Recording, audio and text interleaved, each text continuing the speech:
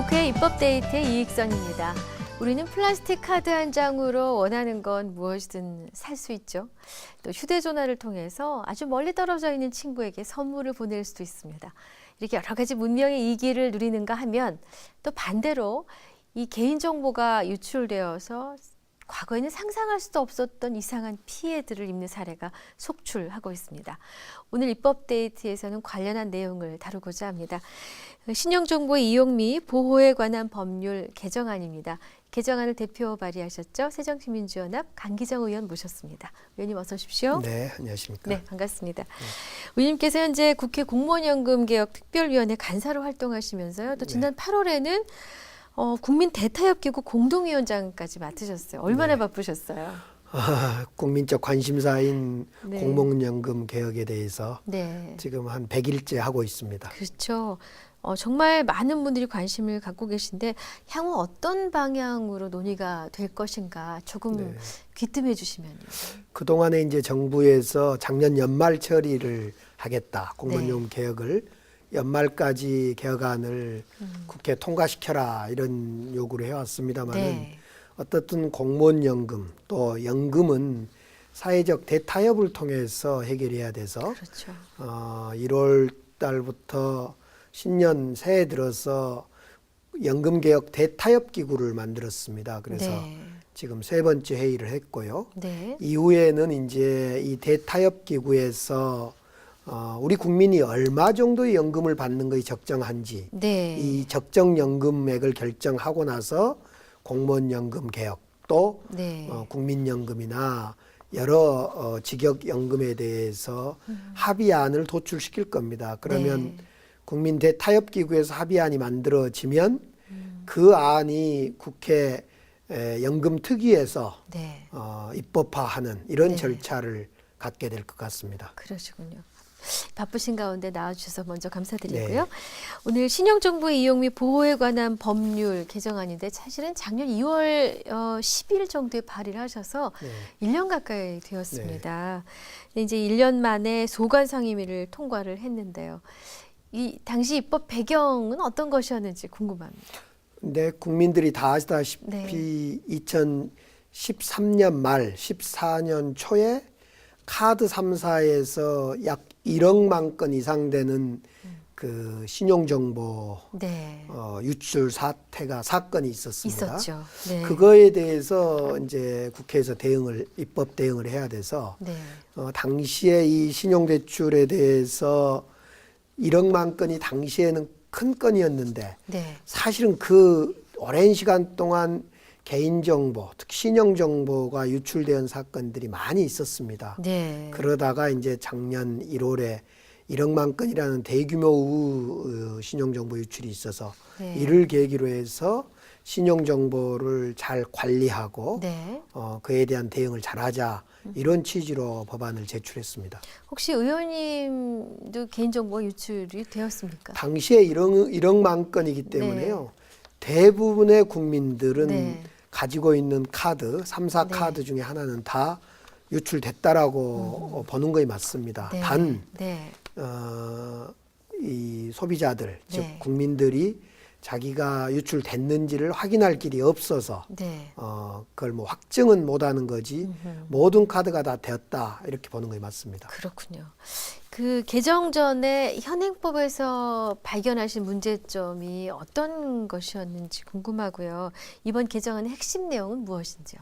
가장 큰 것은 카드사라든가 신용정보를 불필요하게 많이 수집하거나 네. 또 보관하는 것을 하지 못하도록 하는 게 핵심입니다. 네. 예를 들면 지금 증권사, 카드사, 은행 이런 소위 금융지주회사들은 증권, 카드, 은행이 서로 모아진 개인정보를 서로 주고받으면서 활용했던 그동안의 관행이 있었습니다. 네네. 그렇기 때문에 이런 것들을 서로 활용하지 못하도록 하는 네. 이런 그 조치를 취했습니다. 네. 특히 주민등록번호를 불필요하게 수집하지 못하도록 하는 조치도 역시 들어 있었고요. 네.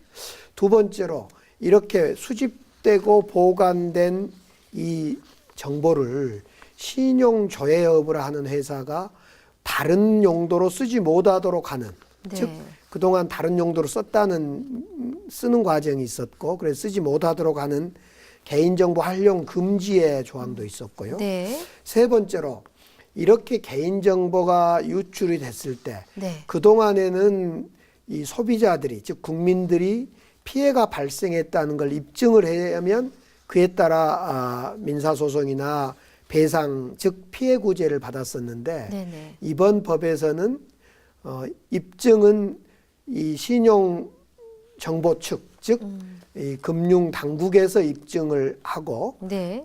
피해가 발생하면 그 손해액을 배상할 수 있도록 하는, 그것도 징벌적으로 네. 약 3배까지 징벌적으로 배상하도록 하는 이런 법안이 이번에 당겼습니다. 그렇군요. 그런 점으로 볼 때 이번 사실은 이 신용정보 유출로 인해서 상당히 획기적인 조치를 국회에서 이번에 취한 겁니다. 네.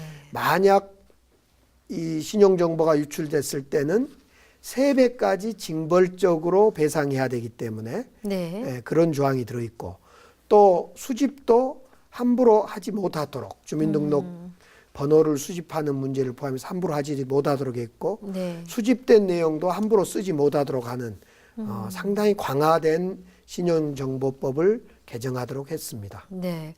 혹시 지금까지 신용정보가 유출됐을 때 이 개인이 소송으로 보상을 받았던 그런 사례가 있었습니까? 그렇습니다. 2006년에 국민은행에서 네. 약 1000여 명이 소송을 해서 약 20만 원 정도를 2007년에 받은 네. 적이 있고요. 예.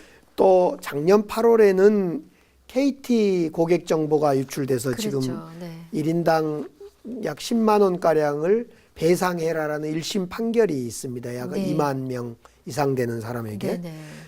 작년 1월에 카드 3사가 유출된 개인정보 약 10만 명가량이 지금 그 국민은행 카드사를 상대로 해서 소송에 들어가 있습니다. 그렇군요. 네. 신용정보 유출 사건이 이렇게 빈번하게 이제는 거의 무감각해질 정도로 우리 주변에서 빈발하고 있는데, 개정안이 오랫동안 계류되었지 않습니까? 네. 처리되기까지 논의 과정에서 어떤 부분이 쟁점이 됐었는지 네. 그 부분이 좀 궁금합니다. 일단 국회에서 이 정부는 네. 이 소비자 피해 구제에 대해서 소극적이었습니다. 네. 즉 소비자 피해 구제라 하면 앞서 말씀드렸던 징벌적 손해배상, 법정 손해배상, 그리고 집단소송제, 이 세 가지인데요. 네. 이 중에 이제 징벌적 손해배상제와 법정 손해배상제는 결국 정부가 받아들였고, 네. 집단소송제도에 대해서는 정부가 현행 사법제도에 혼란이 있을 수 있다라는 이유로 끝내 집단손해배상제도는 받아들이지 않았습니다. 네. 그래서 그동안 이제 제가 대표 발의했던 내용 중에 이 징벌적 손해배상제도와 법정 손해배상제에 네. 대해서는 받아들였음에도 불구하고 집단 손해배상제도를 받지 않아서 네. 이 점을 가지고 정부와 오랜 시간 논의를 했었고, 네. 결국 이 앞서 말씀드렸던 집단적 손해배상제도에 대해서는 정부가 네. 더 추후에 검토하자, 네. 이런 취지로 제가 타협을 하고 그렇군요. 징벌적 손해배상제도를 중심으로 이번 법이 통과가 됐습니다. 집단소송제를 불편해하는 이유는 무엇이었습니까? 집단소송제를 하게 되면 네.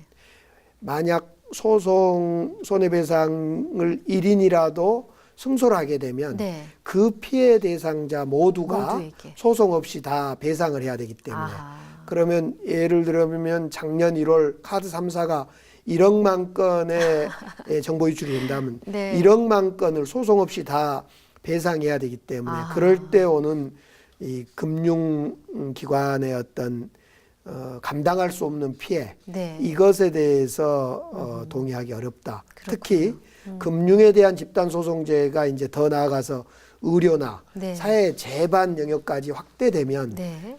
그것을 감당하기 어렵다. 이런 취지 때문에 집단 손해배상에 대해서는 현재 정부가 받아들이지 않고 있습니다. 그렇군요.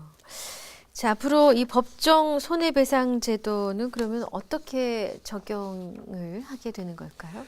일단 신용정보에 피해를 봤다라고 당사자가 생각하면 피해자가 네. 그동안에는 민사소송을 통해서 피해자 당사자가 피해를 입증해야 될 그러다 보니까 매우 어렵고 시간도 시간도 많이 걸리고 정말 그 입증을 증명하기가 어려웠던 그러네요. 과정이 있습니다. 네네. 그러나 이 법정 손해배상 제도는 법원이 여러 가지 상황과 정황과 증거를 고려해서 판결을 하게 됩니다. 네. 그렇기 때문에 피해 당사자인 소비자 입장에서 여러 가지 증거를 네.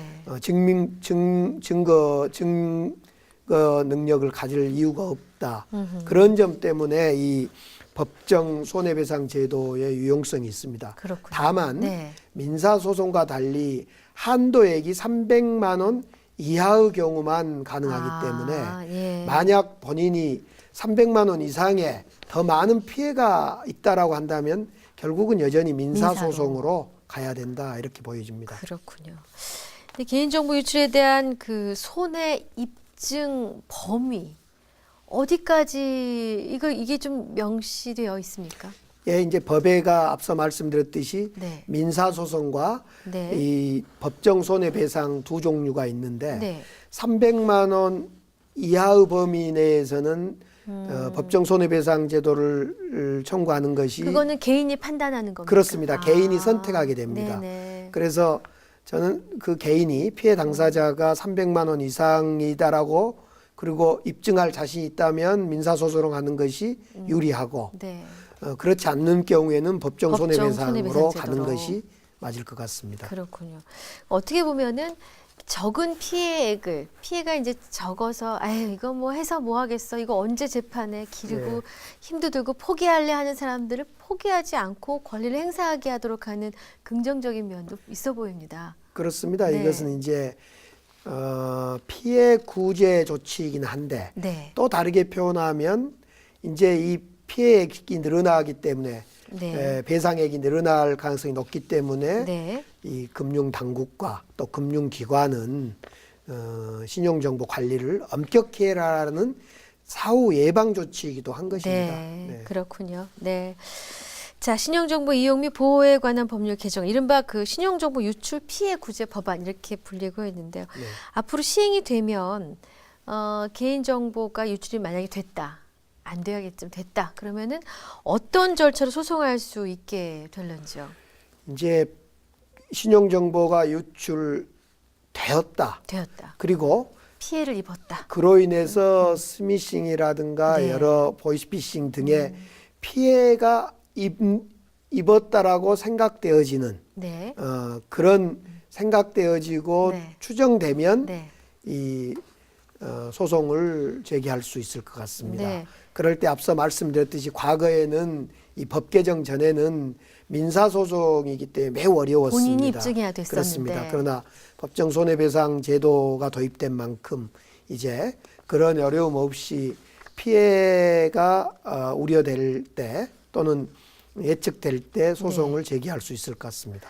뭐 집단소송제는 아직 나중에 차후에 좀 더 살펴보자라고 얘기는 하셨습니다만은 이 집단소송제라는 것이 이러이러한 피해 입은 사람 다 모이시오 해서 서명하면은 그 인원수대로 소송이 가능한 것이죠. 지금은 이제 피해 입은 분들 앞서 말씀드렸듯이 네. 작년 1월에 피해 입었던 그분들이 약 10만 명이 네. 변호사를 선임해서 소송을 공동 대응을 했던 것이 네네. 이 방법이고요. 예, 예. 앞으로는 한 사람이라도 손해배상 판결을 받게 되면 네. 만약 집단 배상이 되게 되면 네. 나머지 모두는 소송 없이 소송도 없이 소송 이름을 없이 올리지도 않고요. 소송 없이 예. 이 배상을 받을 수 있는 네. 이런 제도라고 할 수 있을 겁니다. 그렇군요. 자, 이제 어렵게 소관 상임위를 통과해서 본회의 의결만을 앞두고 있습니다. 신용정보 유출 피해 구제 법안 실효성에 대해서는 어떻게 보고 계십니까? 네, 이것은 사실 이제 소비자 피해 구제 측면도 있고요. 네. 또 금융 당국이 보다 엄격히 이 신용 정보를 관리 감독해라라는 취지도 있고 네. 또 금융 기관 당사자들은 과거보다 훨씬 이 관리를 잘 하고 허튼데 이 개인정보를 유용하거나 다른 데 쓰지 못하도록 하는 이런 다방면적인 효과가 발휘될 거라고 보여집니다. 네. 그래서 이 작년 1월에 카드 3사의 1억만 건의 이 정보 유출 이후에 네. 국민들의 충격으로 다가왔던 이 신용 정보에 대해서 이제 수집부터 관리 감독, 그다음에 쓰임까지 네. 그리고 만약 그 정보 유출이 됐을 때 피해 구제까지 네. 다방면적으로 전방위적으로 이 신용정보법이 이 방어할 수 있는 대책이다. 이래서 그동안 사실 국회에서 약 1년 동안 정부와 또 금융기관과 국회가 아무튼 머리 맞대고 고민했던 결과물입니다. 네. 단지 아쉬운 것은 집단소송제 도입이 안 됨으로 인해서 피해 구제 체계에 약간의 흠결은 있습니다만은 네. 대체적으로 그 다시는 신용 정보가 과거처럼 수억 건이 네. 유출된다거나 또 유출돼서 국민들이 불안해하거나 이러지를 않는다는 것은 분명해 보입니다. 네. 어쨌든 뭐 휴대전화라는 거를 이제 구입하는 단계에서 호객님 한번 대보고 네. 또 쓰는 과정에서 별로 보호 못 받고 내 정보 유출돼서 피해받고 참 답답한 심정이었던 많은 분들께는 용기가 되는 힘이 네. 되는 아이디어이신 것 같습니다. 자, 이제 관심을 두고 추진하시는 지역 현안이나 입법 계획이 있으시다면 이참에 말씀해 주시죠. 입법 계획은 무엇보다도 제가 이제 정무위에 있다 보니까요. 예. 이 공정거래법 관련해서요. 네. 지금은 담합이나 이 4대강 담합도 있었습니다만 네. 건설사들이 담합을 하게 되면 네. 담합하고 바로 자진신고라는 리니언시 제도를 활용해서 네. 담합하고 나서 신고해서 그 과징금을 감면받는 이런 제도가 있습니다. 네. 그걸 리니언시 제도라고 하여 네. 이 담합한 사람들이 자진신고하면 그 신고했다는 이유로 과징금을 깎아주는 네네. 이런 제도인데 네.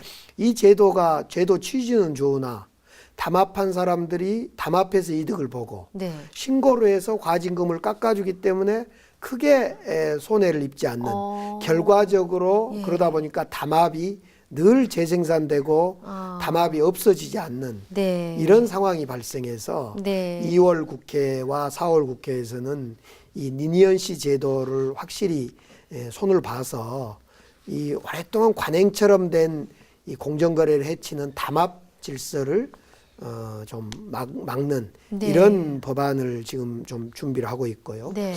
또 하나는 우리 일상생활에서 이 상조회안 있습니까? 있죠. 사람 예. 우리 국민들이 돌아가시면 그 보조해주는 상조 네. 서비스. 예. 이 상조 서비스 제도가 상당히 문제가 많습니다. 네. 그래서 그 상조에 관련 법안을 좀 손을 봐야 되겠다. 그래서 그 점에 대해서 지금 준비를 하고 있습니다. 네. 자, 이제 또 의원님 지역구이신 광주 북구 갑 지역에서는 어떤 일들이 지금 빨리 처리해야 될 현안으로 떠오르고 있습니까? 지금 최대 현안은 이제 용산, 서울과 광주를 잇는 KTX가 4월 초에 이제 개통을 하게 됩니다. 네. 근데 이 개통을 앞두고 이 노선 확정 문제가 지금 큰 이슈가 되고 네. 확정이 되고 있지 않습니다. 아하. 즉 KTX가 1시간 35분 만에 올 줄 알았더니 서대전역을 거쳐서 오게 되면 그보다 약 40여 분이 더 걸리는 그래서 고속철이 아니라 저속철로 된다라는 네. 이런 우려도 하나가 있고요. 네. 또 그동안 이제 이 KTX가 저희 지역구인 광주역까지 진입을 해야 되는데 네. 광주역을 거치지 않고 바로 목포로 가면서 광주역이 그 하루에 약 4천여 명 이용객 KTX 네네. 이용객들이 교통 접근성에 많은 어려움에 빠질 수 있다. 네. 그래서 우리 지역의 주민들과 시민들이 예. 이 KTX가 정말로 올 4월에 개통되어서 고속철이 개통됨에도 불구하고 고속철의 어떤 혜택을 보지 못하는 것 아니냐. 네. 그런 문제가 지금 핫 이슈가 돼 있고 네. 그 점을 어떻게 보완할 건가 노력하고 있습니다. 네. 바쁘신 가운데 오늘 귀한 시간 내주셔서 감사했습니다, 의원님. 네, 감사합니다. 네, 입법데이트 오늘은 새정치민주연합 강기정 의원과 함께한 시간이었습니다. 시청해주신 여러분 고맙습니다.